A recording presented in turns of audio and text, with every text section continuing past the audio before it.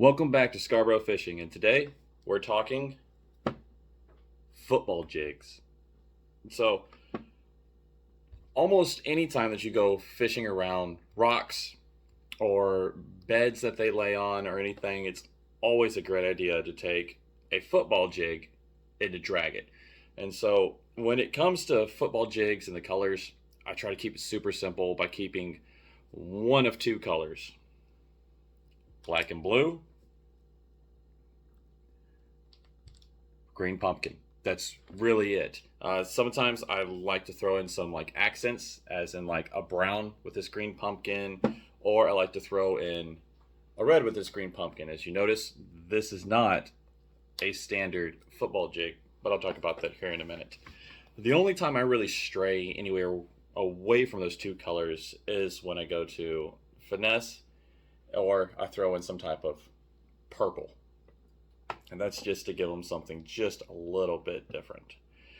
Football jigs are fairly simple, fairly easy. I want to try to make this one just a really quick and simple episode for you, because there's really not just much to football jigs, and they're really easy and really simple.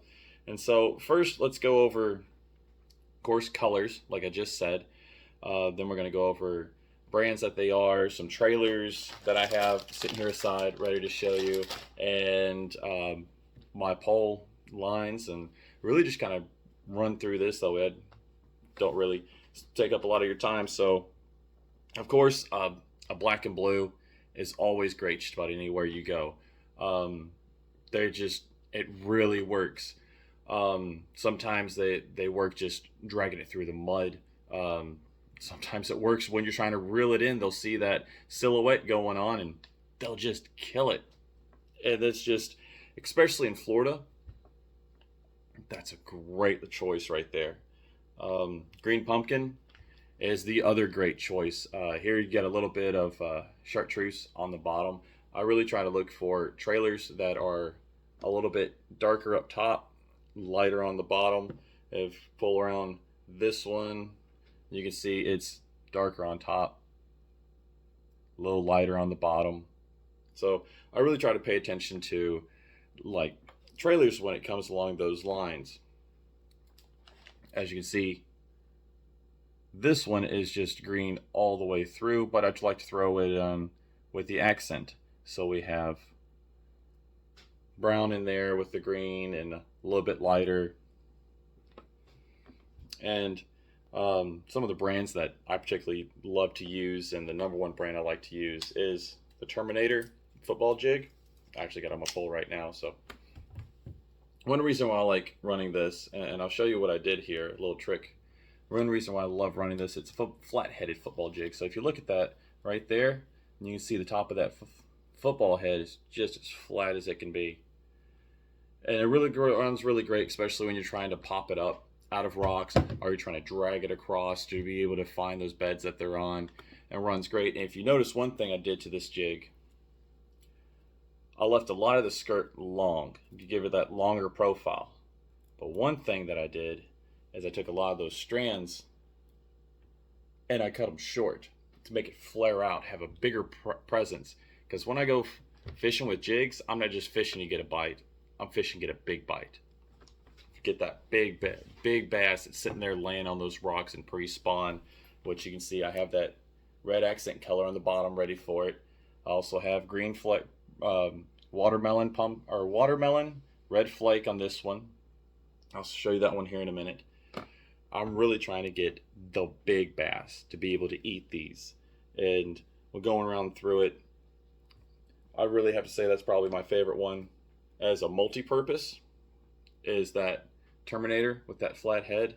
Another multi-purpose I really like, which I want to go ahead and show you, is the 6th Sense hybrid jig. It is a little wide like a football, but a little flat like a pitching jig.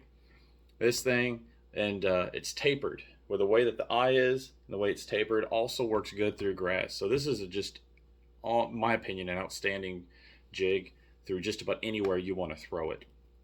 It is going to get hung up in the rocks more than a football jig, because if you look, it's just not as wide, but it is pretty wide. It's going to get hung up just a little bit more, but it's really not going to throw much of a problem. Got the Hard Hats diesel jig. You can really find that Tackle Warehouse, Carl's especially. It's where I use most of my black and blues. A really great choice. Another one that I use is Frugal lures. I'll link them down below. That's where I got this one. You can buy packs of these. So I actually bought a pack of these shining green pumpkin. See all that gold flake in there? When this thing gets down and through there, it really shines. It really throws off a lot of light through those sparkles. And even their little trailer that they have back here, that zoom type chunk, even looks great. Great detail in the plastic. You just got a green pumpkin, black speckle. Really great choice. I really like their jigs. You can also go in there and design your own jig. So that's a nice little place for you to be able to go in and search, find out. The only type of finesse jigs I really ever throw is Kitech tungsten. I really love to throw tungsten jigs. They're probably one of my favorite because you have a little better sensitivity, a little better feeling of what's going on in the bottom. Every time that they go and they hit that little rock, you feel it. And so I really love using tungsten. Plus, I don't really like, if I break it off, knowing that I left all that lead down in there. I'd rather use tungsten because it's not so toxic to the water. And so that's really a great choice. When it comes to these little Kitech finesse jigs, I don't cut them off. I leave the skirts pretty long. But one thing that I pair with them is the Yamamoto double tail grub. I got the 4-inch and the 5-inch. When it comes to these, most of the time I cut that little 4-inch down to fit. I think I used a 5-inch on this one because the tails are just a little bit longer and I wanted a little bit more of a presentation. But if you want my opinion on a finesse jig, Kitech's the way to go. Almost any Kitech product I find, I'm really gonna love. Almost like Mega Bass. It's just kind of one of those things I really love. Other trailers that I use, I ended up finding this green pumpkin. Like it was the $1 deals during the holidays, so I went up and grabbed a whole bunch of these. These are really great baits. Just standard green pumpkin, black flake, a little small, but still works really well. I also found out if you take these and you use a 1/0 EMG, works great for Texas rigging. And I mean, there's very little to no action on them. And these are just really great when you're trying to not throw off so much of a presence or the water's a little bit colder, between like 50 and 60 degrees. These are a good choice. Another bait that I really like to throw out there with not a lot of presence is 6 cents. 6 cents is just a great bait. As you can tell on this hard hat diesel jig, that's what I have on there. Like it just almost have the full size. I think I cut one little tail off of that end, and I mean it looks great. I mean there's just a huge amount of blue sparkle inside of there. Black bait with huge, I mean just a ton of blue sparkle. So that's another great choice right there. 6 cents, especially when it comes down to it. Another black and blue that I've been using is, do I not have it out here? Here it is. Nope, that's not it. Here it is. Echo Spawn with the, what is this? I already forgot the name of it. I'll link it down below, but this thing has a ton of kick to it. So when you throw it down there, these things are just kicking even when you're sitting there popping them, which is a great thing to do when it's like 70 or 80 to 80 degrees. Sit there and pop, pop, pop, pop. These tails will sit there and just kick and flop and just really put off a big presence with it. Even when you're sitting there and you decide to bomb it out there, pull it back, these things are just kicking the entire time. So one thing that I like to do when it comes to these kicking trailers is a simple retrieve. You almost got to think like a actual crawdad or something that's going to have, kickers on the back.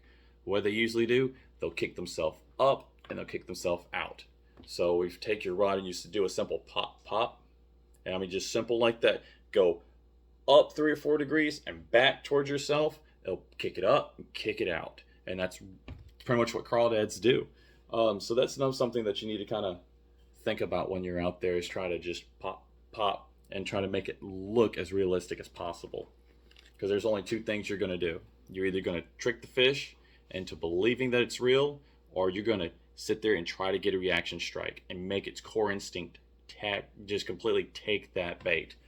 And there's only one thing it can take it with: their mouth. They don't have hands, feet, nothing. Just their mouth's the only thing that they have. So another bait that I have out here that I absolutely love is 13 fishing. I have to say, like, 6 cents and 13 fishing have to be my top favorite plastics. This is that Invader rabbit ear tail and moldy orange. This is a great crawfish type of trailer. That's the reason why I don't have anything on the 6 cents, because that's just going to be one of the things that I'm going to throw out there, especially during springtime. What I have on this Terminator right now is the Yum beaver style. What's this thing called? The Yum crawword. That's actually what it's called. It has green pumpkin, red flake. You know me, green pumpkin, red flake's one of my favorite. This is watermelon red flake. Excuse me, watermelon red flake. It's definitely one of my favorites to put on everything. It's a little smaller than what I like, but in all honesty, when you throw it out there and this thing stands up, that's what you're gonna see, and that's not a bad presence at all. This whole skirt's gonna sit there and be flat, and it's gonna flare out over time inside of that water. Also think about when you cut these jigs down, the longer you leave the skirt, the longer it's going to take for it to flare out at the bottom. The shorter you cut it, the quicker it's going to go ahead and flare out. It's the reason why I only cut some of this down.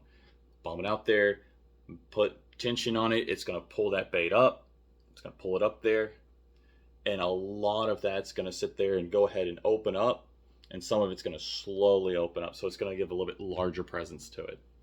Like I said, I'm out there to catch the big one. I'm not out there to catch just any of them.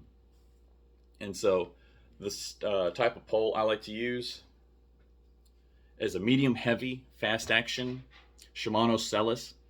This thing is what I would consider a true fast action, especially when it comes to these big 5/0 jig hooks. I really want something that doesn't bend a lot of the plank of that pole. I want it to really dig that hook into their mouth and catch them. I want it to hold on. I'm running a 50-pound braid with a 20-pound fluoro leader, mainly because rocks, you get stuck in rocks, and I want to sit there and break it off constantly. If I'm using something smaller than that and get hung and trying to pop and trying to get it out, sometimes even like 12 or 15 pounds just not going to hold up as well as 20-pound fluoro. Yeah, it's not going to be as realistic in there, but I'm also trying not to use like 30 or something that I really trust not to break. So I'm trying to find a good middle ground through there. I might also step down to 17, but for right now I'm using 20, and I'm also using the Shimano SLX 8-to-1 gear ratio. The reason why I really like to use a high speed gear ratio is to bomb it out there, and we're sitting there dragging it, pulling it. Sometimes they'll pick it up, come at you. When they do, you got to sit there and reel in to be able to set that hook into them. If you have like a 6-to-1, you're really having to crank as hard as you can crank. I really don't like that. I know for some guys, they like to use specific speed reels for specific baits and styles. I understand that completely, because there's people out there just has one speed. That's just the speed that they go. Bombing out there, they get that one speed. So being able to step back to a 6-to-1 or 5-to-1 really helps with that. I'm pretty conscious about how fast I reel. So when I use reels, I like to use high speed reels. I really don't like anything below a 7-to-1. I really like an 8-to-1, and I like to just sit there and consciously try to pick apart exactly what I'm doing with every inch of what I can control about my pole, my baits, my line, everything. I try to be very specific and particular about. So As for this, it's an 8.2. I think I was wrong. I think I said 8.1. This is an 8.2 SLX. This is the internal mechanism. This is not the external dial. So this is just, you know, flip it open, be able to set it, flip it back. So it's really not that bad.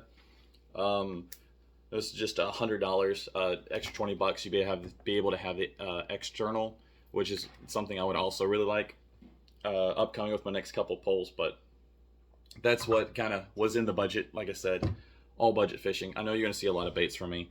It's all budget fishing. I got to make it all fit my budget with my family and my kids, and make sure that everybody's taken care of before, well, my little fishing habit's taken care of. So other than that, that's really all I got. I think the only thing I really didn't talk about I wanted to was little grub tails.